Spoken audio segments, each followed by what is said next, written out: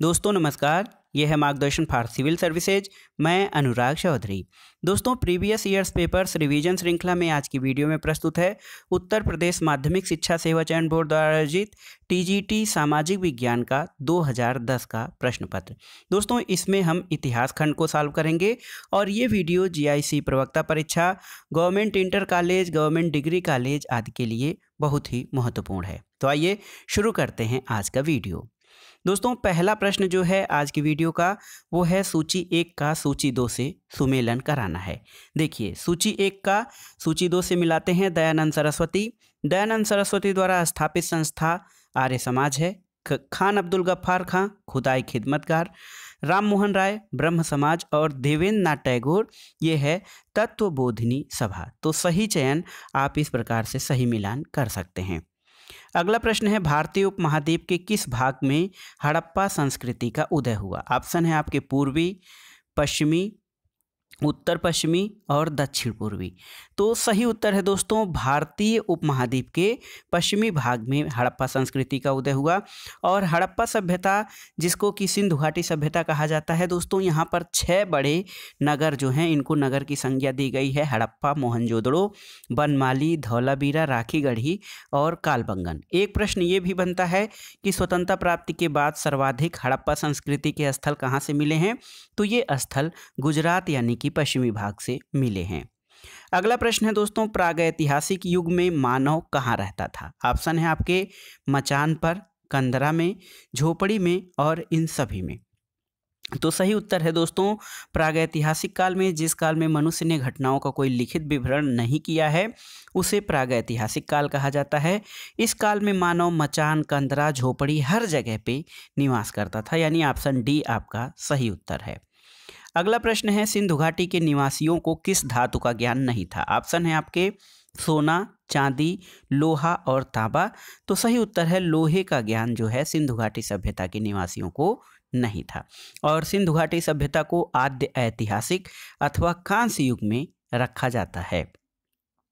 अगला प्रश्न आइए देखते हैं सूची 1 का सूची 2 से सुमेलन कराना है। तो महाभाष्य के रचनाकार पतंजलि हैं। कुमार संभव ये कालिदास का लिखा हुआ महत्वपूर्ण नाटक है।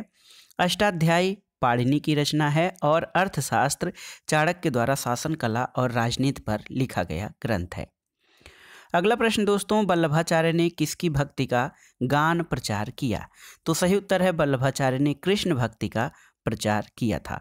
और वल्लभाचार्य ने अपने दर्शन का नाम जो है वो पुष्टि मार्गी दर्शन रखा था। और इस दर्शन में भगवान कृष्ण की यश लीला का ज्ञान कर अपनी पुष्टि का प्रमुख उद्देश्य स्वीकार किया जाता है। तो सही उत्तर है वल्लभाचार्य ने कृष्ण भक्ति गान का प्रचार किया था। अगला प्रश्न है कि बौद्ध धर्म किसकी हिमायत करता है। ऑप्शन है आपके भूखा रहना, दुख भोग, मध्य मार्ग और सही मार्ग। तो सही उत्तर है बौद्ध धर्म अतिवादी नहीं है, वो मध्य मार्ग की हिमायत करता है। दोस्तों गौतम बुद्ध जो है बौद्ध धर्म के संस्थापक रहे। इनको एशिया का ज्योतिपुंज यानी लाइट ऑफ एशिया भी कहा जाता है। दोस्तों ये जो बौद्ध दर्शन था ये अनिश्वरवादी था, यानी इसमें ईश्वर की सत्ता को नहीं विश्वास किया जाता था। इसमें आत्मा यानी ईश्वर और आत्मा दोनों की परिकल्पना नहीं है और यह मध्यम मार्ग की अवधारणा पर आधारित है। अगला प्रश्न है सायण ने वेदों पर अपनी टीका किस भाषा में लिखी है। तो सही उत्तर है दोस्तों संस्कृत में। सायण ने वेदों पर अपनी टीका संस्कृत भाषा में लिखी है। और वेदों पर जो टीका सायण ने लिखी है समस्त दक्षिण भारत में वो अभिजात वर्ग की भाषा थी। सर्वसाधारण के लिए या साधारण जनों के लिए तेलुगु, कन्नड़ और तमिल का प्रचार था, लेकिन जो है संस्कृत जो है वो अभिजात वर्ग की भाषा थी। अगला प्रश्न है कौन सा स्थान बौद्ध धर्म से संबंधित नहीं है। स्थानों के नाम जानते हैं नालंदा, सोमनाथ, सारनाथ और बोधगया। तो बहुत ही स्पष्टता से आप पता कर सकते हैं कि सोमनाथ जो है वो बौद्ध धर्म से संबंधित नहीं है। अगला प्रश्न है अभिज्ञान शाकुंतलम के लेखक कौन है। तो सही उत्तर है दोस्तों कालिदास। महाकवि कालिदास की रचना है अभिज्ञान शाकुंतलम। गौतम बुद्ध कहाँ पैदा हुए थे? तो दोस्तों गौतम बुद्ध का जन्म स्थान कपिलवस्तु लुम्बिनी और देखिए आपके ऑप्शन सारनाथ हैं और इलाहाबाद। तो गौतम बुद्ध का जन्म दोस्तों लुम्बिनी में हुआ था। ये कपिलवस्तु के समीप या कपिलवस्तु के नज़दीक लुम्बिनी वन। इसका जो आधुनिक नाम है वो रुम्मन देई अथवा रुमिन दे है। और गौतम बुद्ध का बचपन का नाम सिद्धार्थ था और इनके पिता का नाम शुद्धोधन था। दोस्तों अगला प्रश्न है बुद्धचरित का लेखक कौन था? बहुत ही महत्वपूर्ण है। तो बुद्धचरित के लेखक अश्वघोष थे। इसने बुद्धचरित, सौंदरानंद और सूत्रालंकार की रचना की है। दोस्तों अश्वघोष जो है वो कनिष्क के दरबार से संबंधित थे। अगला प्रश्न है देखिए शक संवत कब प्रारंभ हुआ? ऑप्शन है आपके 56 ईस्वी, 78 ईस्वी, 56 ईसा पूर्व या फिर 78 ईसा पूर्व। तो दोस्तों शक संवत 78 ईस्वी में प्रारंभ हुआ था और ये जो है कुछ विद्वान कनिष्क के राज्यारोहण की तिथि को 78 ईस्वी को मानते हैं और वहीं से शक संवत का प्रारंभ हुआ था। अगला प्रश्न एक महत्वपूर्ण कृति है उत्तर रामचरित। उत्तर रामचरित के रचयिता कौन है? तो सही उत्तर है भवभूति। भवभूति जो है उत्तर रामचरितम के लेखक हैं। अगला प्रश्न है दोस्तों हर्षवर्धन के शासनकाल में सत्ता केंद्र का स्थान कौन सा था? ऑप्शन है आपके कन्नौज, थानेश्वर, प्रयाग और वाराणसी। तो सही उत्तर है दोस्तों कन्नौज जो है हर्षवर्धन के शासनकाल में सत्ता केंद्र का स्थान था। और कन्नौज का नाम नगर महोदय भी मिलता है। कन्नौज की महत्ता 7वीं शताब्दी में बढ़ी थी। पहले ये मौखरी वंश की राजधानी थी और फिर हर्षवर्धन ने उत्तरी भारत में अपना विशाल साम्राज्य स्थापित करने के बाद कन्नौज को अपनी राजधानी बनाया था। अगला प्रश्न देखते हैं दोस्तों यूनानी राजदूत मेगास्थनीज किसके दरबार में भारत आया था? तो सही उत्तर है चंद्रगुप्त मौर्य के दरबार में मेगास्थनीज भारत आया था। और मेगास्थनीज में तत्कालीन मौर्य समाज की स्थिति का वर्णन अपनी पुस्तक इंडिका में किया है। अगला प्रश्न है महाबलीपुरम के 7 रथों वाले मंदिर किसने बनवाए थे? तो पल्लव, चोल, चालुक्य या पांड्य। तो सही उत्तर है पल्लवों ने महाबलीपुरम में 7 रथों वाले मंदिरों का निर्माण करवाया था। अगला प्रश्न माउंट आबा के दिलवाड़ा मंदिरों का निर्माण किसने करवाया था? तो सही उत्तर है दोस्तों सोलंकियों ने। सोलंकी वंश के संस्थापक मूलराज प्रथम थे। इसकी राजधानी अन्हिलवाड़ थी और इसी वंश के भीम प्रथर के सामंत बिमल ने आबू पर्वत पर दिलवाड़ा के प्रसिद्ध जैन मंदिर का निर्माण कराया है। तो सही उत्तर है जो है माउंट आबा के दिलवाड़ा मंदिरों का निर्माण सोलंकी वंश ने करवाया था। अगला प्रश्न है कुमार देवी किस गुप्त शासक की पत्नी थी? ऑप्शन क्या है आपके? दोस्तों ऑप्शन है चंद्रगुप्त प्रथम, समुद्रगुप्त, रायगुप्त या फिर चंद्रगुप्त द्वितीय। तो दोस्तों एक तरह से देखा जाए तो गुप्त शासक चंद्रगुप्त प्रथम की पत्नी जो थी वो कुमार देवी थी। प्रारंभिक गुप्त शासकों में सर्वाधिक जो है देखिए चंद्रगुप्त प्रथम की पत्नी कुमार देवी थी। चंद्रगुप्त प्रथम ने लिच्छवियों का सहयोग और समर्थन प्राप्त करने के लिए उनकी राजकुमारी कुमार देवी से अपना विवाह किया था। चंद्रगुप्त मौर्य की राजधानी कहाँ थी? तो आप जानते हैं चंद्रगुप्त मौर्य की राजधानी पाटलिपुत्र थी। दोस्तों पाटलिपुत्र जो है वो मौर्य वंश की राजधानी थी। अगला प्रश्न देखते हैं कौन गुप्त शासक नहीं था? ऑप्शन है आपके रामगुप्त, समुद्रगुप्त, चंद्रगुप्त और देवगुप्त प्रथम। तो सही उत्तर है दोस्तों देवगुप्त प्रथम गुप्त शासक नहीं था और अन्य जो रामगुप्त हैं, समुद्रगुप्त और चंद्रगुप्त ये गुप्त वंश के शासक रहे हैं। देवगुप्त दोस्तों ये देखिए देवगुप्त जो है देवगुप्त गुप्त वंश का शासक नहीं था। अगला प्रश्न है अश्वघोष का संबंध किससे है? अश्वघोष का संबंध दोस्तों कुषाण वंश से है। ये कनिष्क के दरबार में रहता था। अगला प्रश्न है बहुत ही आसान राष्ट्रकूट साम्राज्य का संस्थापक कौन था? तो राष्ट्रकूट वंश का संस्थापक दंतदुर्ग था और इसकी राजधानी मणिकर या फिर मान्यखेत थी। अगला प्रश्न है दोस्तों प्राचीन भारत में निम्नलिखित में से किस शासक ने जैन धर्म को स्वीकार कर संन्यास ले लिया था? तो आप जानते हैं चंद्रगुप्त मौर्य ने जैन धर्म को स्वीकार कर संन्यास ग्रहण कर लिया था। और चंद्रगुप्त मौर्य एक महान विजेता, साम्राज्य निर्माता और कुशल प्रशासक था। अंत में जीवन के अंतिम समय में वह जैन संत भद्रबाहु के साथ दक्षिण भारत चला गया था और संलेखना द्वारा अपने प्राणों का त्याग किया था। अगला प्रश्न देखते हैं दोस्तों, चालुक्य वंश की राजधानी क्या थी? ऑप्शन है आपके वातापी, कन्नौज, मान्यखेत और कांची। तो चालुक्य वंश की राजधानी वातापी थी। और दोस्तों वातापी पर चालुक्य वंश का आधिपत्य रहा था और उसका जो उत्कर्ष स्थल बादामी या वातापी था।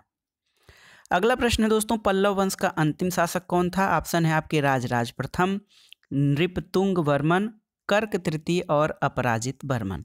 तो सही उत्तर है पल्लव वंश का अंतिम शासक अपराजित वर्मन रहा है। अपराजित वर्मन कांची के पल्लव वंश का अंतिम महत्वपूर्ण शासक था।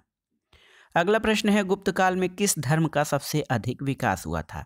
बौद्ध धर्म, जैन धर्म, पौराणिक धर्म या फिर यवनों का धर्म? तो दोस्तों गुप्त काल में सर्वाधिक विकास पौराणिक धर्म का रहा है। दोस्तों इस वंश में पौराणिक धर्म का सर्वाधिक विकास हुआ था और पुराणों की वर्तमान रूप में रचना गुप्त काल में हुई थी। अगला प्रश्न है, एक कथन है, मुझे नहीं मालूम कि क्या कानूनी है और क्या गैर कानूनी, मैं राज्य की आवश्यकता के अनुसार कानून बनाता हूँ। ये कथन किसका है? ऑप्शन है आपके बलबन, अलाउद्दीन खिलजी, फिरोज शाह तुगलक और रजिया सुल्तान। तो सही उत्तर है ये कथन अलाउद्दीन खिलजी का है। उसने कहा कि मुझे नहीं पता कि क्या कानूनी है और क्या गैर कानूनी, मैं राज्य की आवश्यकता के अनुसार कानून बनाता हूँ। अगला प्रश्न है दोस्तों, इब्न बतूता किसके शासनकाल में भारत आया था? ऑप्शन है आपके अलाउद्दीन खिलजी, गियासुद्दीन तुगलक, मोहम्मद बिन तुगलक और फिरोज शाह तुगलक। तो सही उत्तर है मोहम्मद बिन तुगलक के शासनकाल में इब्न बतूता भारत आया था। इब्न बतूता अफ्रीका का निवासी था और यात्रा के क्रम में वो भारत आया था। 1333 में उसने भारत में प्रवेश किया। 14 वर्षों तक वह भारत में रहा और मोहम्मद बिन तुगलक ने उसे दिल्ली के काजी के पद पर नियुक्त किया था। और इब्न बतूता के विदेश यात्रा का विवरण उसकी पुस्तक रहला में मिलता है। अगला प्रश्न है दोस्तों, तुर्कान ए चिहलगानी कौन थे? ऑप्शन है आपके सुल्तान के अंगरक्षक, 40 तुर्क अमीरों का समूह, इस्लाम के धार्मिक विशेषज्ञ और इनमें से कोई नहीं। तो दोस्तों तुर्कान ए चिहलगानी 40 तुर्क अमीरों का समूह था। अगला प्रश्न है, किस दिल्ली सुल्तान ने घोड़ों को दागने की प्रथा प्रारंभ की थी? तो ये था अलाउद्दीन खिलजी। अगला प्रश्न है, तुझके जहांगीरी किसने लिखी है? ऑप्शन है आपके बदायूनी, जहांगीर, बरनी और अबुल फजल। तो दोस्तों तुझके जहांगीरी जो है वो जहांगीर द्वारा लिखी रचना है और ये जहांगीर की आत्मकथा है। अगला प्रश्न है दोस्तों, बुलंद दरवाजा अकबर की किस विजय के उपलक्ष्य में बनवाया गया था? ऑप्शन है आपके राजपूत, मारवाड़, गुजरात या फिर दक्कन। तो सही उत्तर है गुजरात विजय के उपलक्ष्य में बुलंद दरवाजा का निर्माण अकबर द्वारा कराया गया था। बुलंद दरवाजा सीकरी जामा मस्जिद के दक्षिणी द्वार में निर्मित भारत का सबसे ऊंचा प्रवेश द्वार है। अगला प्रश्न है, मनसब क्या था? तो ऑप्शन है आपके कार्यालय, ओहदा, जागीर या फिर जाट। तो सही उत्तर है मनसब है एक ओहदा या पद था और मुगल कालीन सैन्य व्यवस्था पूरी तरह से इसी मनसबदारी व्यवस्था या मनसबदारी प्रथा पर जो है आधारित थी। अगला प्रश्न, जयपुर शहर का संस्थापक कौन था? तो राजा सवाई जय सिंह जयपुर शहर का संस्थापक था। अगला प्रश्न है दोस्तों, चगताई तुर्क शासन भारत में किस नाम से जाना जाता है? तो ऑप्शन है आपके सैयद, खिलजी, मुगल या फिर लोदी। तो सही उत्तर है मुगल वंश के नाम से या मुगल शासक के नाम से चगताई तुर्क शासन भारत में जाना जाता है। और चगताई तुर्क शासन जो है ये मुगल के नाम से जाना जाता है। मुगल शब्द लैटिन शब्द से बना है जिसका अर्थ होता है बहादुर।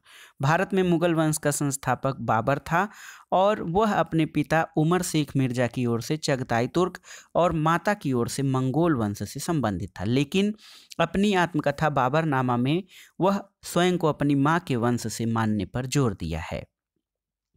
अगला प्रश्न है बहुत ही आसान, पानीपत का द्वितीय युद्ध कब हुआ था?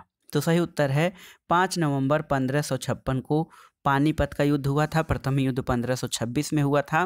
द्वितीय युद्ध अकबर और हेमू के बीच हुआ था। इसमें अकबर की विजय हुई थी और आंख में तीर लगने के कारण हेमू की पराजय हुई थी। अगला प्रश्न है दोस्तों, किस सिख गुरु के नेतृत्व में सिख राजनीतिक और सैनिक शक्ति के रूप में संगठित हुए? तो सही उत्तर है गुरु गोविंद सिंह।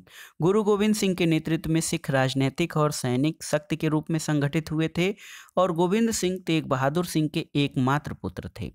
बिहार के पटना में उनका जन्म हुआ था और गुरु गोविंद सिंह ने सिखों को एक सैनिक संप्रदाय खालसा में परिवर्तित कर दिया। गुरु गोविंद सिंह सिखों के 10वें और अंतिम गुरु थे। अगला प्रश्न है दोस्तों, मिर्जा गालिब किस सम्राट के समय में था? बहुत ही महत्वपूर्ण है, मिर्जा गालिब का नाम आप लोग सुनते होंगे।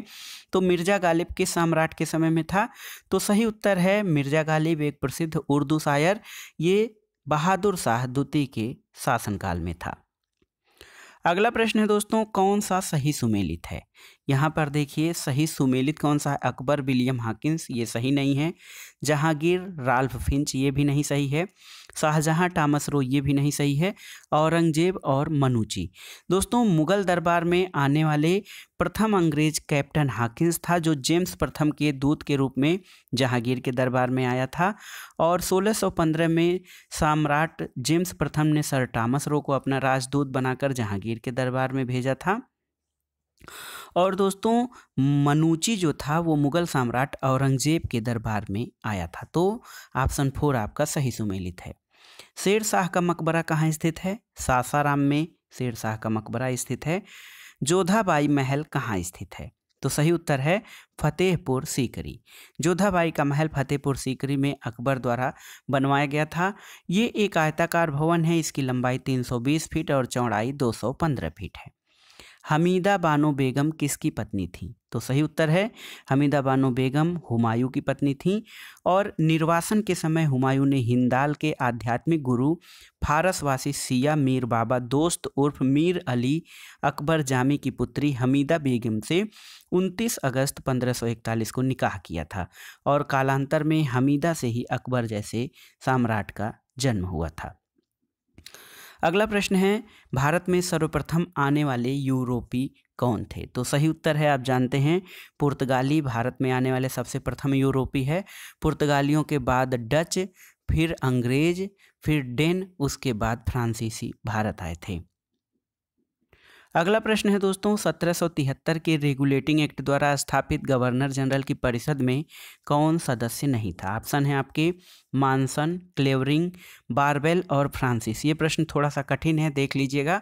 1773 के रेगुलेटिंग एक्ट में जो गवर्नर जनरल की परिषद थी उसमें फ्रांसिस एक सदस्य नहीं था, अन्य मैनसन, क्लेवरिंग और बारबेल उसमें सदस्य थे।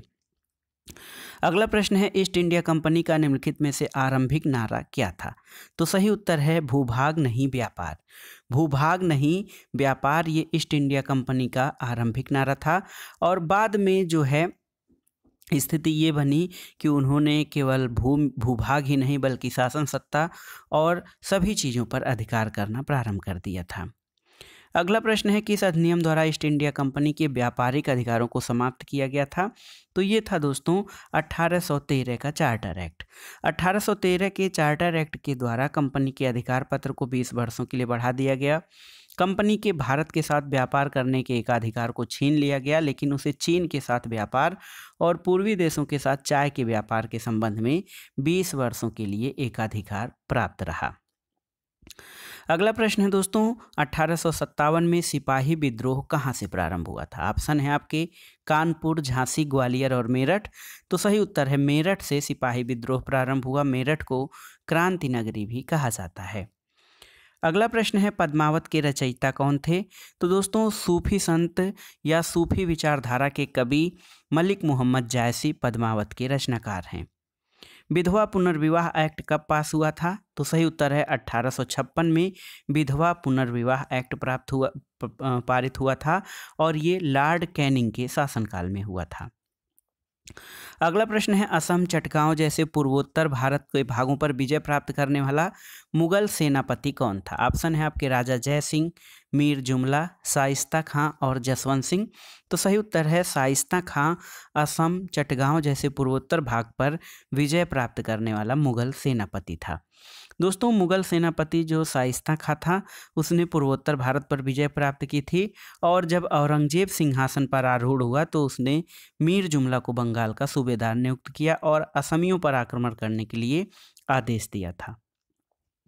अगला प्रश्न है दोस्तों, अगला प्रश्न देखिए, 1925 के कानपुर कांग्रेस के अध्यक्ष कौन थे? तो सही उत्तर है प्रथम भारतीय महिला अध्यक्ष कांग्रेस की सरोजनी नायडू थी। ये 1925 के कानपुर अधिवेशन में कांग्रेस की अध्यक्ष थी। अगला प्रश्न है दोस्तों, किस लेखक ने महात्मा गांधी को प्रोफेशनल रीडर्स की संज्ञा दी थी? ऑप्शन है आपके Frederick V Fisher, Martin Green, Romain रोला और सुभाष चंद्र बोस। तो दोस्तों रोमा रोला ने महात्मा गांधी को प्रोफेशनल रीडर्स की संज्ञा दी थी।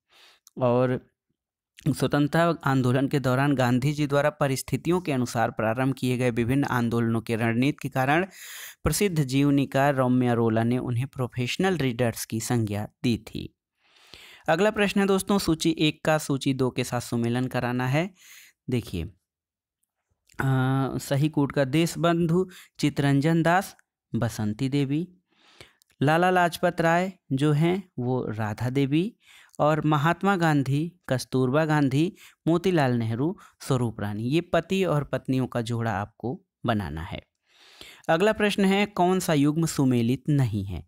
कानपुर नाना साहब सही सुमेलित है, झांसी लक्ष्मीबाई सही सुमेलित है, ग्वालियर तात्या टोपे, इलाहाबाद कुंवर सिंह नहीं बल्कि लियाकत अली से संबंधित है, 1857 के विद्रोह से संबंधित स्थान और उनके जो है क्रांतिकारियों के नाम दर्शाए गए हैं इसमें। अगला प्रश्न है, भारत की राजधानी पुरानी दिल्ली से नई दिल्ली कब स्थानांतरित की गई? तो सही उत्तर है दोस्तों 12 दिसंबर 1911 को दिल्ली में एक भव्य दरबार दिल्ली दरबार का आयोजन हुआ था और बंगाल विभाजन रद्द करने की घोषणा की गई, और जो है 1912 में दिल्ली भारत की राजधानी बना दी गई। लेकिन 6 फरवरी 1931 को भारत की राजधानी पुरानी दिल्ली से स्थानांतरित करके नई दिल्ली की गई थी। तो 6 फरवरी 1931 याद रखिएगा, नई दिल्ली जो है राजधानी पुरानी दिल्ली के स्थान पर स्थानांतरित की गई थी। अगला प्रश्न है दोस्तों, 16 संस्कारों में उपनयन संस्कार किस क्रम पर है? तो 16 संस्कार आपको याद रहने चाहिए, तब आप सही करके बता सकते हैं कि 16 संस्कारों में उपनयन संस्कार जो है वो 11वां जो है संस्कार है। जो है पहला संस्कार जीवन के प्रारंभिक संस्कारों में गर्भाधान संस्कार प्रथम, और अंतिम यानी 16वां संस्कार अंत्येष्टि है। किताब उल हिंद का लेखक कौन था? अगला प्रश्न है दोस्तों, किताब उल हिंद का लेखक अल बरूनी था और ये महमूद गजनवी के साथ भारत आया था। रामायण की रचना किसने की है? तो सही उत्तर है वाल्मीकि ने, महर्षि वाल्मीकि ने रामायण की रचना की है। ब्रह्म समाज के संस्थापक कौन थे?